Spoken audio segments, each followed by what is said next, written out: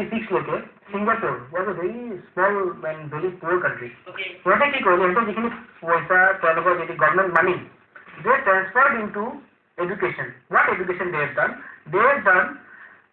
technical education. Technical education লাগে আমাৰ কিয় লাগে BA পাছ MA পাছ PhD বহুত আছে লাষ্টত কি কৰিছে টেট দি কেনে সিহঁতে 15,000 টকা উপাৰ্জন কৰিছে কিমান লাভৰ কথা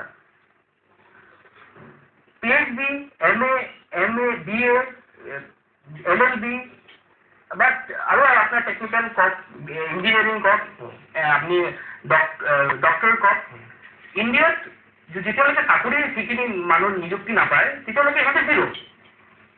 চাকৰি নিযুক্তিৰ কাৰণেতো থাউজেণ্ডছ নাই ন খুব বেছি 50টা বা 30টা ওলায় তাতে 5 years 3 years মূৰত এটা এজন মানুহ ৰিটায়াৰ্ড হওঁতে 30 বছৰ লাগে তাৰ পিছতে এটা চাকৰি ওলায়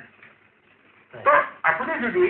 চিষ্টেম এনেকুৱা থাকে যে যেনেকৈ এতিয়া ITI পাছ কৰি কিনে তেওঁ নিজে ডেভেলপমেণ্ট কৰি আছে এটা এণ্টাৰপ্ৰেনাৰশ্বিপ মেইন ইজ দ্য এণ্টাৰপ্ৰেনাৰশ্বিপ মই এইখিনি কথা আগতেও কৈছোঁ বহুত কেইটামান মিটিঙত কৈছোঁ যে যেতিয়ালৈকে এটা ইণ্ডাষ্ট্ৰি নহয় তেতিয়ালৈকে এমপ্লয়মেণ্ট নহয় আৰু এমপ্লয়মেণ্ট যেতিয়ালৈকে নহয় তেতিয়া সেইখন দেশত